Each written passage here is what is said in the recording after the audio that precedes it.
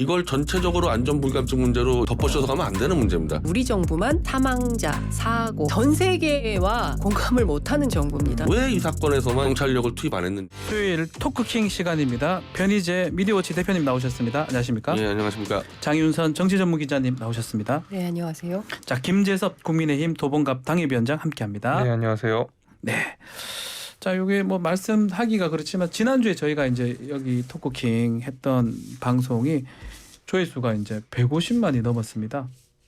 세 분이 좀 합이 그렇게 좋은 것 같습니다. 많은 분들이 봐주시고 그래서 유튜브에서 되는데 혹시 또 궁금하신 분들은 다시 한번 봐주셨으면 좋겠습니다. 자, 이태원 참사 관련해서 방송을 지금 좀 하는 겁니까? 우리 김재섭 위원장은 잘 안 나오시는 것 같기도 하고요. 거의 한 달 전, 두 달 전에 잡혀 있는 방송이 아니면 예.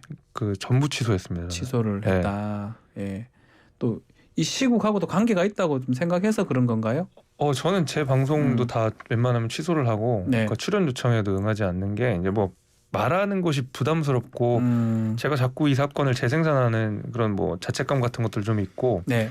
무엇보다도 이제 저도 정부 여당의 일원으로서 방송보다는 그래도 뭐 계속 현장을 챙기는 게 맞지 않나. 그다음에 사후 대처를 하는 게 맞지 않나. 특히 이제 저희 도봉구에서도 사상자가 한 명 나오셔가지고 도봉구에도요. 예, 거기 이제 빈소에도 좀 가고 이런 일들이 좀 있었습니다. 네.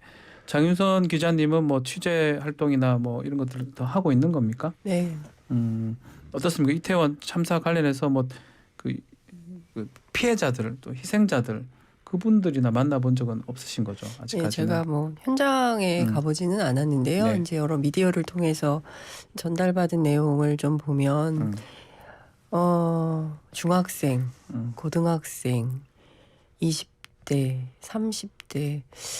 그러니까 저도 이제 아이가 둘이 있습니다만 그 우리 아이들을 또 이렇게 허망하게 이렇게 말도 안 되는 그리고 제가 이제 취재해본 바로는 건국 이후에 처음이에요. 이렇게 도로 한복판에서 건국 이후에 처음이다. 도로 한복판에서 그냥 그 이태원로만 통제했어도 아이들이 이런 정말 너무 황당한 이런 참사를 네. 겪지 않아도 되는데 이런 일을 겪었다는 거 그리고 무엇보다 이제 막 사회에 이제 초년생 또 그 사연들이요 다들 정말 너무 가슴이 아프고 그렇죠. 또 예. 제 자식들 같은 또래의 청년 학생들이 그렇게 무참하게 세상을 떠났다는 것에 대해서 정말 어른의 한 사람으로서 너무 비통하고 너무 죄송하고 정말 그동안 뭐 하고 살았나라는 생각이 들 정도로 정말 가슴이 아픕니다. 뭐 미안한 마음 기성세대로서 그런 네. 것도 막 있는 것 같은데 이 대응 한번 그 부분은 대표님한테 여쭤보겠습니다. 뭐 지금 뭐 좀 크게 경찰을 포함해서 정부의 대응 뭐 잘했던 점이라든지 좀 아쉬웠던 점이라든지 좀 짚어 줄 수 있을까요? 지금 이제 속속 이 정황이 좀 드러나는데 그러니까 납득이 안 될 정도로 아무 대응이 없었다라는 게 정확한 것 같습니다. 질서 유지 관련 대응이 거의 전무했고 그리고 충분히 본인들이 이 경찰 내부 회의에서 이번에는 총인파 30만 명이 넘어가기 때문에 심각하다고 해놓고는 실제로 대응은 경비 인력이 들어간 게 아니라 주로 마약 단속반만 들어가 버려서 그래서 이러다 보니까 이 행자부에서는 행안부에서는 이런 식으로 설명했습니다. 예.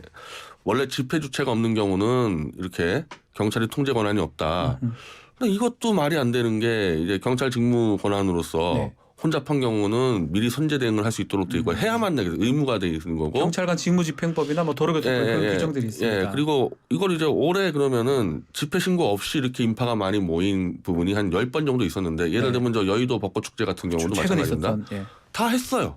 다 경비 인력 들어갔는데 유일하게 이번만 안 들어간 부분에 대해서 납득을 할 수가 없는 거죠. 그러니까 뭐 대응이 실패한 게 아니라 왜 대응을 안 했는지 자체를 대응 좀 자체를 따져봐야 안 한 됩니다. 부분 그 부분이 뭐 잘못 따지기 전에 그 부분이 가장 아쉽고 그 부분 납득하기 이해가 안 되는 납득하기 거죠. 어렵다. 이해할 수 없는 거죠. 그렇게 자 일단 어제 가장 충격적인 게 그 많은 신고가 지금 11번에 걸친 신고가 있는데도 불구하고 4번 정도 경찰이 출동하고 나머지는 좀 묵살했다.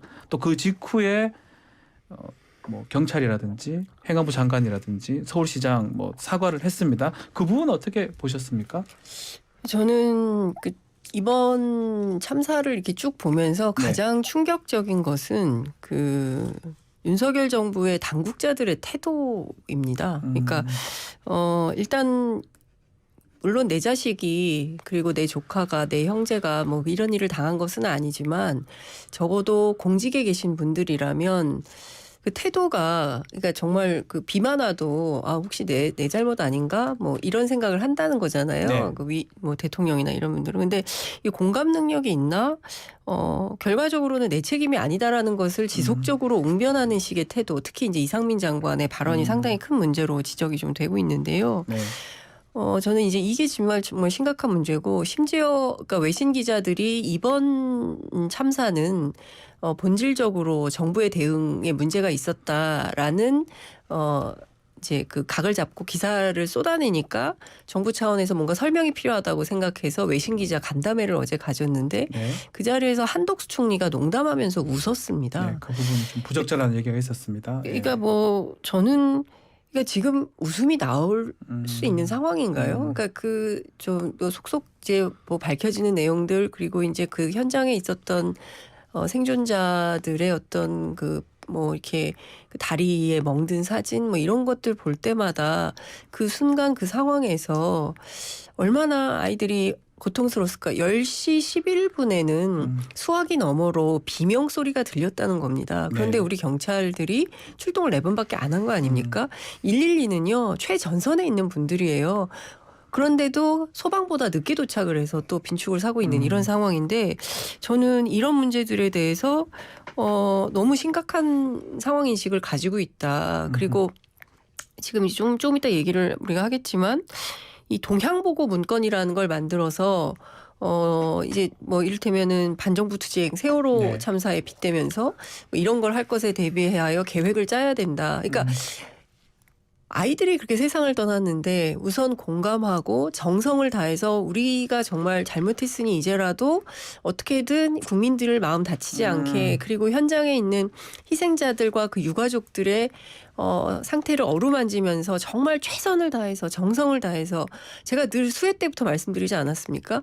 걱정 마세요. 정부가 여러분 곁에 있습니다. 어떻게든 최선을 다해서 돕겠습니다. 이런 태도가 아니라 이거 우리 책임 아니고요. 주최자 없었고요. 그리고 그렇기 때문에 이거는 뭐 현상이라 그랬나요? 용산구청장이. 구청장이 그렇게 얘기했습니다. 이런 식으로 말을 하면서 국민들의 분노를 자극하는 방식으로 하는 것이 과연 옳은가. 아하. 저는 너무 여러 가지 용산구청장, 용산경찰서장, 경찰청장, 행안부 장관, 대통령에 이르기까지 정말 이분들은 정권을 맡아서 무엇을 하고 싶었던 건가 정말 묻고 싶습니다. 김재준 위원장이 하실 말씀이 좀 더 많을 것 같기도 한데 사과를 일단 하긴 했고 조금 늦었다는 평도 있는 것 같고요. 어떻게 보십니까? 이번에는 정부 여당은 입이 10개라도 할 말이 없는 게 맞다고 생각합니다. 저는 이런 뭐 참사가 일어났을 때 크게 이제 3단계 정도로 대응을 해야 된다고 보거든요. 그러니까 예방을 당연히 해야 되는 것이고 현장에서 아주 잘 대응을 해야 되는 것이 두 번째고 마지막으로는 사후 대처 이렇게 3단계로서 이런 참사들에 우리가 대비를 하고 늘 해야 되는데 예방 단계에 있어서는 뭐 완전히 이제 낙제점을 받을 수밖에 없는 것이고 뭐 경찰청도 그렇고요, 용산구청도 그렇고요, 행안부도 그렇고요. 굉장히 좀 할로윈에 대해서 너무 안일한 태도를 보였던 것 같다라는 생각이 많이 듭니다. 예방 차원에서는 그렇고 사후 대처는 뭐 그래도 뭐 유족 지원도 하고 애도 기간도 선포하고 나름의 그래도 대응을 하려고 했으나 이런 내각 관료들, 정부 관료들의 실언들, 안일한 태도들이 역시 또 빈축을 사게 되는 마땅히 우리가 그 비판을 받아도 어쩔 수 없는 모습들을 연출했던 것 같고 이제 현장 대응에 있어서는 그래도 정부가 좀 빠르게 대응을 하려고 했었던 것 같거든요. 이례적으로 굉장히 빠르게 소방 대응 3단계로 격상을 시켰고 소방 대응 3단계는 저도 이제 뭐 확인을 해보니까 사실 소방 당국에서도 그렇게 이례적으로 굉장히 단계가 높은 거라고 그러더라고요. 그래서 서울, 경기, 인천에 있는 모든 소방 인력들이 다 투입되는 정도의 그게 이제 23시 정도에 됐다고 하는 걸 보니까 사실은 현장 대응은 하려고 했었으나 예방이 거의 한 80%가 차지하고 현장 대응은 20%밖에 안 되는데 20%의 만점을 받아도 80%가 모자라면 참사가 일어날 수밖에 없는 것이거든요. 이제 그런 의미에서 굉장히 좀 안타까운 그 대응들을 국민들한테 비쳤다 생각이 되고 왜 이렇게 전방위적으로 우리가 좀 안일한 태도를 보였는지 이런 것들은 좀 깊이 고민을 해봐야 될 것 같아요. 제 뭐 나름의 생각은 있지만 여기서 말하는 것이 뭐 적절하지 않다고 생각해서 말은 안 하겠지만 예. 전반적으로 안일한 태도를 보였다는 생각이 있습니다. 사후 대처 얘기를 좀 하셨는데 이제 국가 애도 기간을 굉장히 빨리 지정을 했습니다. 그리고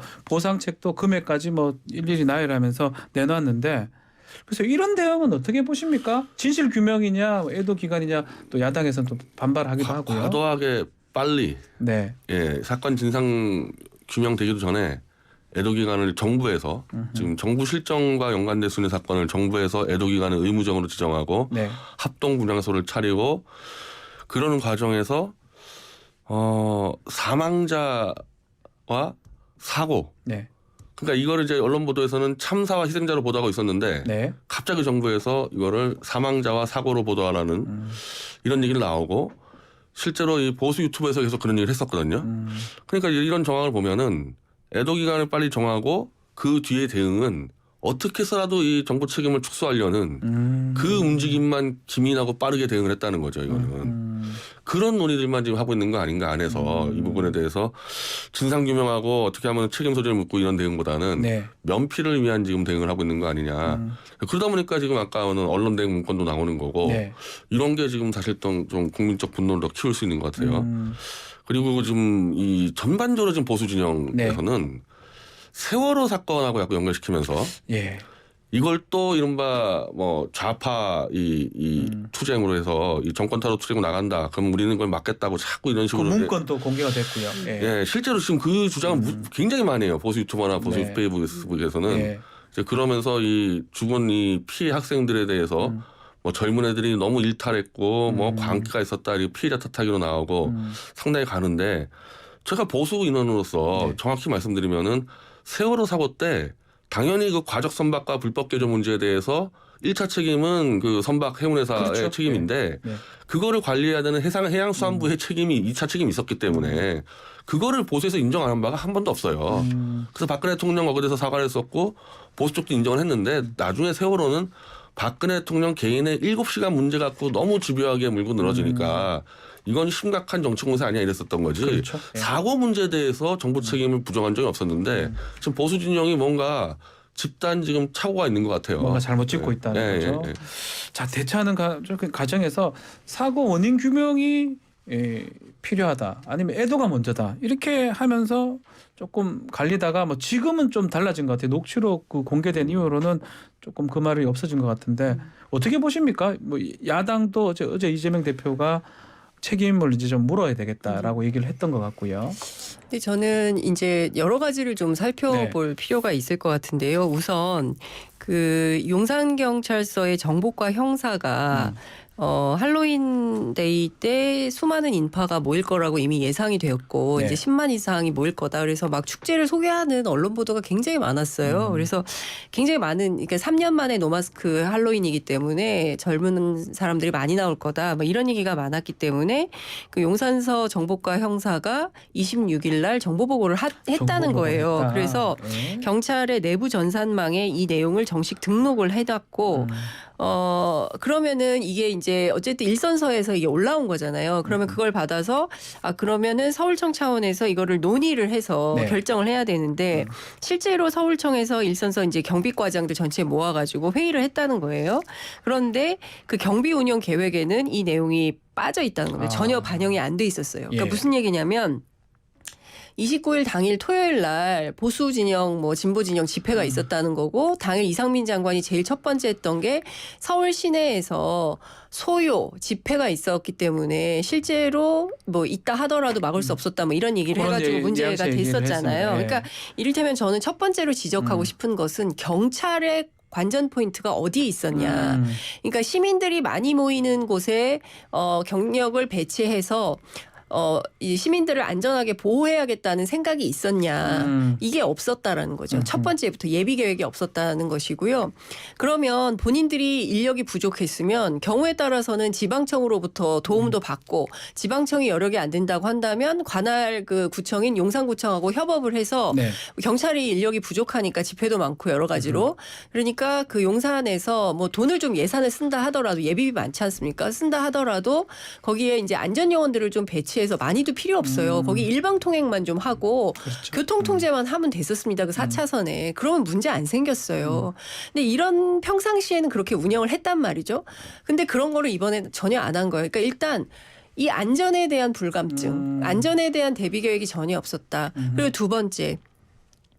실제로 계획을 못했어요. 경찰이 어쨌든 집회에 너무 생각이 많고 행안부 장관이 집회에 올인해 있고 정보 보고는 했지만 그런 계획을 짜지 무시당한 않았던 거죠. 정보 예. 누락이 된 거고 이제 전혀 반영조차 안 된 거죠. 네. 회의 자료에. 네. 첫 번째. 그리고 두 번째는 설령 그랬다 쳐요. 뭐 전부 관심이 없어요. 그러나 당일에 용산구청 지하에 CCTV가 계속 돌아가고 있었고 실시간으로 보고 있었어요. 이태원역에 13만의 인파가 왔다 갔다 했다는 거잖아요. 당시에 3호선 약수역도 사람들이 너무 많았다는 거예요. 네. 물밀듯이 빠져나가고 했다는 건데 이렇게 주변이 혼잡하면 지하철 안에서 계속 방송을 했어요. 그래서 네. 이태원역 안에서는 그런 일이 없었습니다. 그러면 이 사람들이 나오잖아요. 그러면 그 CCTV를 보면서 지금 상황이 심각하니까 이거를 좀 통제를 해주세요라고 현장 통제만 하는 거죠. 컨트롤 타워가 움직였어야 되는 겁니다. 용산구청장. 그런 네. 면에서는 할 말이 없는 분이에요. 이 현상이 아니고요. 본인 책임을 회피하기 위한 발언이다. 저는 이런 생각이 좀 드는 네. 거고요. 이 두 가지만 보더라도 충분히 막을 수 있는 사고를 전혀 마음이 없었던 거죠. 마음이 없었다. 정성을 다해서 국민을 모시겠다, 섬기겠다라는 공공의 마인드, 공적 마인드가 전혀 없었던 거다. 네. 이런 말씀을 좀 드리고 싶습니다. 자, 우리 김재수 위원장님한테는 그 이후에 지금 좀 행정적으로 지금 말했던 그 사망자라고 아니면 참사를 사고를 하고 그런 부분은 또 그 근조 그 리본 다는 것도 조금 뭐 좀 논란이 좀 되는 것 같습니다.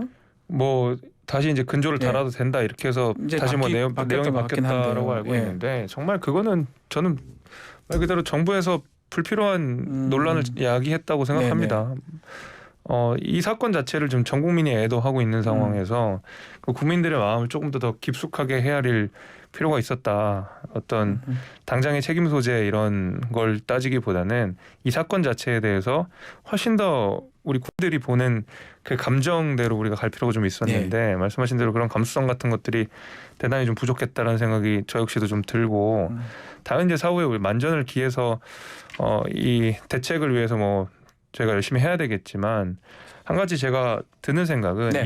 이런 사건들이 다시는 나타나서는 안 되는데 그럼 이 책임을 누가 어떻게 져야 되느냐 이제 저는 그 계속 이 부분이 고민이 좀- 있어요. 그 부분이 이 고민이 제일 있고 중요한 부분 중에 하나입니다. 몇 날 며칠 제가 사실 계속 고민을 하고 뭔가 당연히 정부가 최종적인 책임은 정부가 져야 되는 게 맞다고 저는 생각이 듭니다.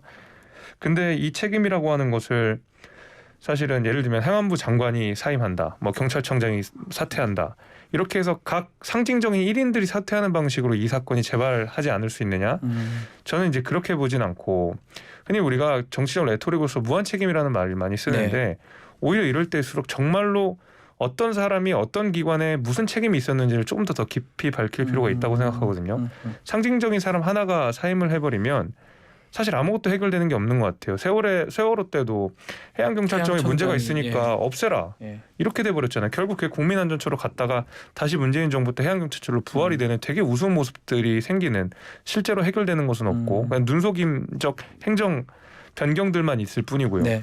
무엇보다도 이렇게 고위 관료 하나가 사퇴를 하면서 이 사건이 마무리가 되면 우리가 군대 문제에서 항상 군 문제에서 일어나듯이 상급자가 같이 연대 책임을 지면서 옷을 벗게 되면 계속 그 위에서는 은폐하려고 하잖아요. 네. 여기서 꼬리를 자르고 한다든지 이런 은폐에 대한 유인을 계속 제공할 수 있기 때문에 저는 오히려 어떤 기관에서 어떤 책임들이 있는지를 정말 면밀히 따져볼 필요가 있다. 면밀히 따져야 된다. 그냥 누군가 하나가 짊어지고 사퇴하겠습니다 하면 이 사건 해결되지 않는다고 생각이 되고 오히려 이 저희가 진상규명이라고 하는 것을 앞으로 해야 된다고 했을 때 정말 각각 기관에서 어떤 책임들이 있었는지 각각의 행정규칙들이 왜 대응하지 못했는지를 조금 더 면밀하게 살펴봐야겠다는 좀 책임감이 들었습니다. 더 따져봐야 되고 그 이후에 뭐 법적인 책임이든 뭐 어떤 정치적 책임이든 해야 된다 이렇게 말씀 주시네요.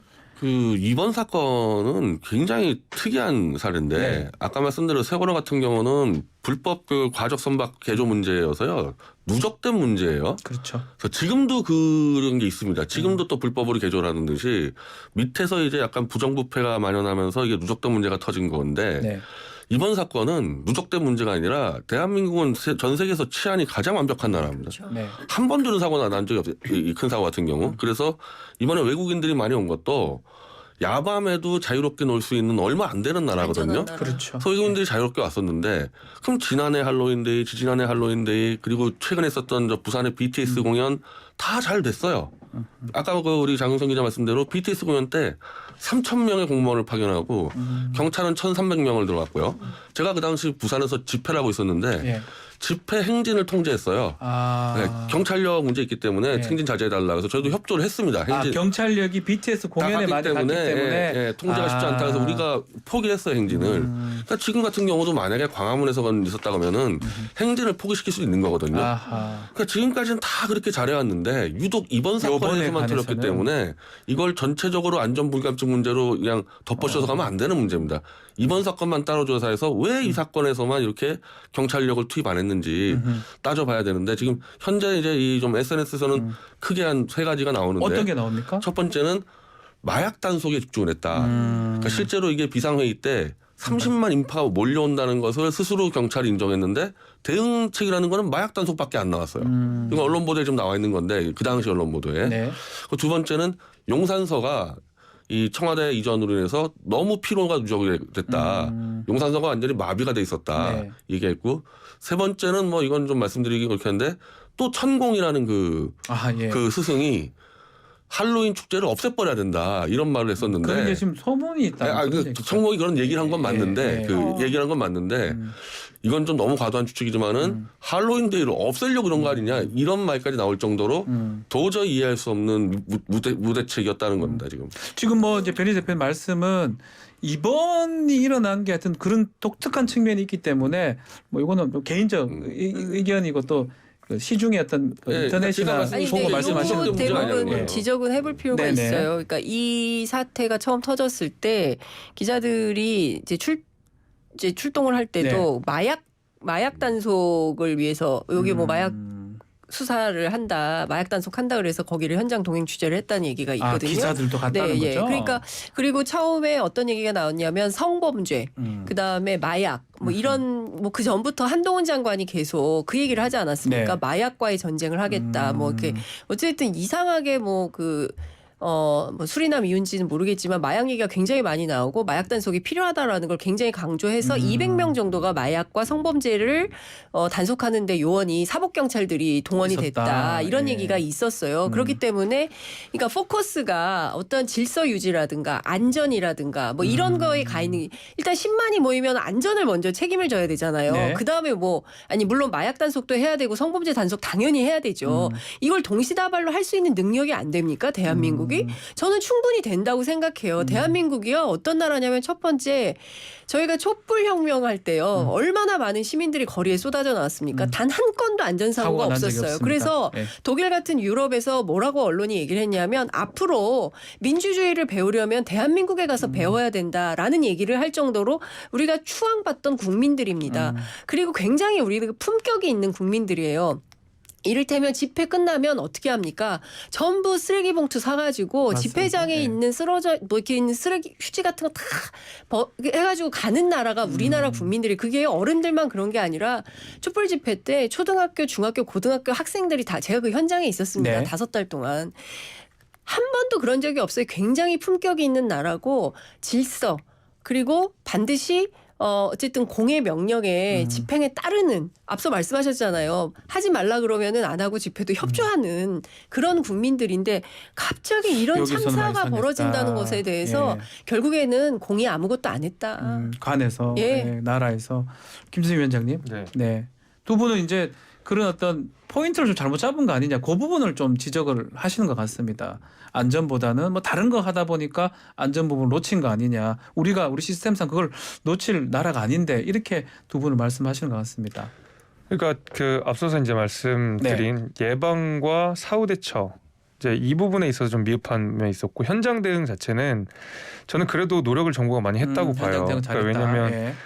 잘했다라고는 얘기하기는 못하고 어쨌든 열심히 했다. 굉장히 뭐 예. 그래도 발 빠르게 하려고 노력했다. 그러니까 이례적으로 빠르게 소방 대응 3단계를 했고 대통령의 입장도 굉장히 빨리 나왔고 예. 7차례 지시를 했다라고 예. 알려져 있습니다. 그러니까 그런 것들은 사실은 저희가 뭐 세월호 사건도 다들 겪었고 다들 그 상처가 다 마음에 남아 있는 상황이고 그렇기 때문에 이런 사건 있으면 안 된다라는 경각심은 있었던 것 같은데 그 예방면에서 말씀 주신 대로 이 젊은 사람들이 헬로윈을 느끼는 그 감정들, 그다음에 젊은 세대에서 헬로윈이 가지는 뭐 문화적 특징, 상징성 이런 것들은 사실 기성에 있는 관료들이 충분히 헤아리지 못했다는 그 생각이 부분도 들어요. 있다는 거네요. 저는 굉장히 많이 크게 작용했다고 생각합니다. 예를 예. 들면 제 나이 또래만 해도 모든 이 단체 대화방에는 네. 뭐 헬로윈 때 뭐 어디 가자 이런 얘기들이 다 도배거든요. 예. 그러니까 오늘은 어디 가서 만나자, 이태원에 가서 만나자. 실제로 제 친구들도 그 자리에 이태원에 갔던 친구들이 제법 있었습니다. 근데 이 기성 관료들 같은 경우에는 뭐 우리가 가서 헬로윈에서 파티하자라고 그런 단체방이나 이런 데서 나올 리가 없거든요. 그렇죠. 그 나이는 그러니까 좀 하기가 좀 그렇죠. 어떤 이 안 하죠. 그 예. 문화 격차를 따라가지 못하는 기성 관료들의 어떤 뭐 그런 것들 그런 것들이 이제 전반적으로 이제 작용을 하다 보니까 예방 자체에 대해서 너무 소홀했다는 생각이 좀 그런 들어요. 부분이 많네요. 예, 저는 예. 이제 그런 문제점들이 좀 있다고 생각이 돼서 여간에 뭐 부족했죠. 이거는 저는 정부가 어쨌든 국민들께 진솔하게 깊숙하게 다가가서 사과할 필요가 있고 이런 재발 방지를 어떻게 앞으로 안 할 수 있는지를 재발 방지할 수 있는지를 네. 국민들께 좀 소상히 말씀드릴 필요가 있다 이렇게 생각이 됩니다. 이번에는 그 이 사고 이후에 언론의 좀 보도 태도라든지 그 부분은 장윤선 기자님 말씀 네. 푸컷 변 대표님 말씀 듣겠습니다. 예. 정말 이 얘기를 좀 하고 싶었어요. 예. 그러니까 일단 워싱턴 포스트가 어떻게 썼냐면요. 이번 할로윈 참사는 세계 최고의 비호감 리더에 대한 시험이다. 이런 말을 했습니다.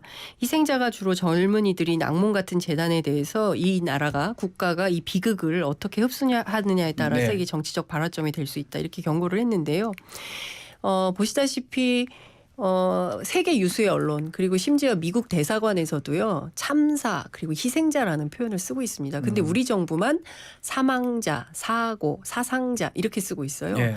그러니까 전 세계와 공감을 못하는 정부입니다. 그러니까 전 세계와 전 국민과 전혀 동떨어진 인식을 갖고 있는 이 정부를 우리가 어떻게 해야 되느냐라는 말씀을 좀 드리고 싶고요. 두 번째는 제가 너무 진짜 부끄러워요. 그러니까 이를테면 BBC나 CNN, 워싱턴 포스트 뭐 이런 세계 유수의 언론 보도를 보면 우선 그 현장 증언 전부 실명 보도예요. 그런데 네. 우리는 비실명 보도가 너무 많습니다. 원래 우리가 또 관계자발 보도가 많잖아요. 관계자, 핵심 관계자, 고위 관계자 뭐 이렇게 익명 보도가 많은데 세계 유수 언론들은 그렇게 보도를 안 하고 있고요. 그다음에 한국의 치안이 어떤지 그리고 유족 인터뷰 그다음에 이번에 했던 당국의 문제점이 뭔지를 촘촘히 짚고 있습니다. 그래서 오히려 그 해외 언론들이 우리보다 외신이 훨씬 더 집약적으로 이 참사의 문제가 뭔지 어떻게 했어야 되는지 언론이 리드를 하고 있어요.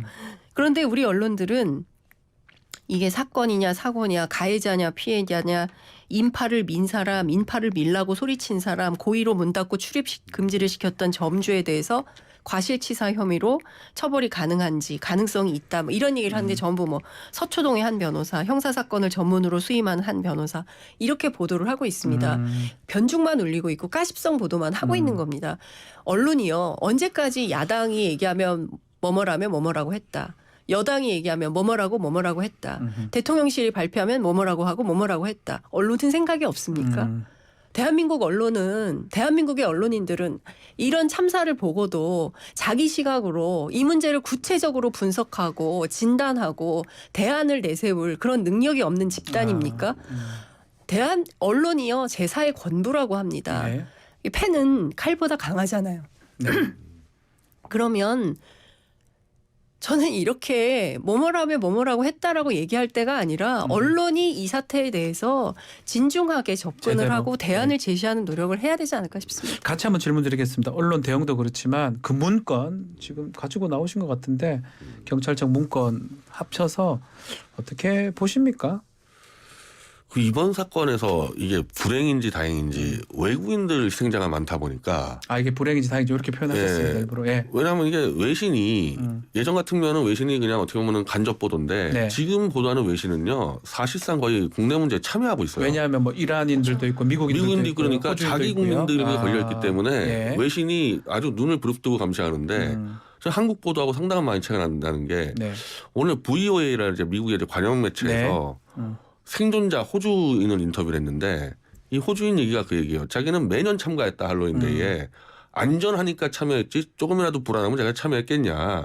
그래서 지난해까지도 전혀 문제 없었는데 올해는 들어가 보니까 경찰이 안 보였다 올해는. 그래서 바로 빠져나왔다는 거거든요. 예. 그러니까 이런 생생한 증언을 실명으로 지금 외국 언론들이 다 보도하다 보니까 네. 국내 언론이 보도를 똑바로 안 해도 이 진실 밝히는데 어렵지가 않아요. 언론들에서. 예. 그리고 이제 이번에 한덕수 총리 같은 경우도 정부 책임 아니라고 주장을 하고 그렇다고 해서 또 젊은 친구들 그 희생자 책임도 아니라 그러니까 외신 기자 입장에서는 당연한 게 물어본 거예요. 그러면은 정부의 책임이 처음부터 끝까지 어디까지냐 이렇게 물어볼 수밖에 없으니까 이게 이제 한덕수 총리한테는 뼈 아픈 질문 돼버린 거거든요. 도대체 누구 책임이냐 그럼 이 희생자 이랬으니까 네. 자기가 뼈가 아프니까 그걸 농담조로 받아치다가 또 실수라고. 그렇죠. 그래서 제가 강조드리는 거는 이번 사건은 전 세계가 들여다보고 있기 때문에 네. 이 웬만한 이 언론 요 지금 이 대응 보고서에서 예. 언론에게 사망자라고 써라 뭐 이런 얘기를 해봐야 의미가 없어요. 전 세계가 다 들여다보고 있으니까 이거는 더 이상 이런 이 예전에 했던 방식으로 안 된다는 거를 좀 인지했으면 좋겠습니다. 오히려 그게 더 역효과가 나고 그 문건도 이렇게 바로 또 공개가 돼 버렸잖아요. 또 네. 했던 그것도 게. 참 신기해요. 이런 예. 이 대응 문건들이 뭐 실시간으로 언론에 또 유출되는 거라고 그러니까요. 보면은 이건 예. 내부에서 이거 동의가 못하는 대외비 게 같은 거 아닙니까? 예. 그러니까 당연히 대입인데 네. 그럼 대통령실이나 어디 뭐 경찰청에서 내부에서 이런 정부의 대응에 동의를 못하는 사람들이 있다는 얘기죠. 그러니까 예. 저는 어떤 생각이 장 기자님? 드냐면요. 네. 그러니까 대한민국이요. 그러니까 이 냉전 시대에 1950년대 전후 복구해가지고 막 이런 나라가 아니에요. 세계 국력 5위, 6위인 나라고요. 군사력 6위고요. 굉장히 부자 나라예요. 돈이 많은 나라예요. 그리고 안전한 나라입니다. 세계적으로 안전하기로 유명한 나라예요. 그래서 외국에서 유학을 많이 보내잖아요. 한국으로 유학을 많이 보냅니다. 그런데 유학생들이 많이 이번에 참사를 당한 당했죠. 거죠. 그리고 뭐 미국 하원 의원의 조카도 있지 않았습니까? 뭐 이런 방식으로 된다면 저는 앞으로 외국 아이들이 보낼까 싶은 생각이 좀 들어요. 이게 이거 안 되겠는데라는 생각을 하게 될 것 같고 한국에 대해서 한국이 그런 나라가 아닌데 왜 이러지라고 하면서 전 세계가 관심을 갖고 보고 있는데 정부의 수준이 옛날식으로 이런 대응 문건이나 만들고 이렇게 하면 된다고 생각하는 아주 후진적인 사고를 하고 있는 사람들이 여전히 있는 겁니다. 이게 되게 촌스러운 대응인 거예요. 이런 대응 문건 만든다고 이게 이대로 되겠습니까? 그런데 여전히 이런 식에 머물러 있기 때문에 국민들이 이 정부의 수준을 의심하고 있는 겁니다. 김세희 위원장님, 뭐 네. 이게 문건이 참 공개된 것도 참 이게 좀 이례적입니다. 공개되면 안 될 문건이 또 공개가 된 것 같고요. 뭐 잘못됐죠 뭐 이거 할 때는 아니었던 것 같은데 네. 뭐 이렇게 한다고 될 것도 아니었던 것 같고 그러니까요. 예. 뭐 부적절했다고 생각합니다. 김세희 위원장님은 뭐 말씀을 좀 못 하시는 것 같은데. 오늘 뭐 제가 드릴 말씀이 별로 없어요. 사실은 이게 일단 정부 여당 책임이 저는 없지 않다고 생각하고 거기에 대해서는 뭐 당연히 이제 사고 수습에 만전을 기해야 되는 상황이니까 네. 제 입장에서도 뭐 글쎄요 제가 만약에 책임자였다면 어땠을까 이런 생각들을 많이 하게 되고 네. 여튼 그렇습니다. 뭐 드릴 말씀이 없습니다. 자, 이 지금 국회나 야당이 앞으로 좀 하는 거, 좀 야당 같은 경우는 애도 그 부분은 협조를 하겠다. 그렇죠. 어제보로는 조금 국면을 전환한 것 같습니다. 국회 차원 또 야당 차원 한번 짚어주십시오. 지금 어쨌든 이거의 이 총책임자는 실무 전체 전반 총책임자는 이상민 장관인데 네. 이상민 장관이 첫날 둘째 날 발언 자체가 잘못한 거 없다고 나왔기 때문에 뭐 그 뒤로 말을 바꿨지만 네. 그러면은 잘못이 나올 수 있도록 조사가 되겠습니까? 총책임자가 잘못 없다고 이미 선언해 버렸는데 그렇죠. 잘못했다고 나올 가능성이 없죠. 그러면 이건 야당 같은 경우는 국정조사를 들어가든지 아니면은 특별법 진상규명 특별법을 가든지 지금 그 작업을 해야 되죠. 그냥 이렇게 던져놔가지고 나올 상황이 아닌 것 같아요. 네, 알겠습니다. 장 기자님 짧게 네, 시간 한 20초 정도 남았습니다. 그 세월호 참사 이후에 생명 안전 우리가 가장 강조했던 게 이윤보다 생명을 돈보다 생명을이었습니다. 네. 그런데 우리 또 이렇게 가고 있고 정부에서 돈 얘기부터 하고 이러거든요. 생명 안전 기본법을 꼭 만들어야 됩니다. 법을 만들어야 됩니다. 이 생명 안전 기본법을 만들어서 이게 지금 정부가 관여돼 있는 거잖아요. 근데 경찰이 경찰을 조사한다고 하고 있거든요. 뭐 감찰한다고 해요. 감찰로 이게 밝혀질 수 있겠습니까?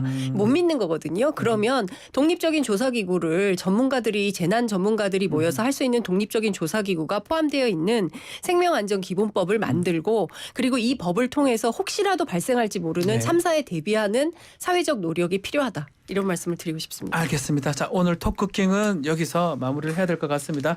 변희재, 장윤선, 또 김재섭 위원장 세 분 감사합니다. 고맙습니다. 감사합니다.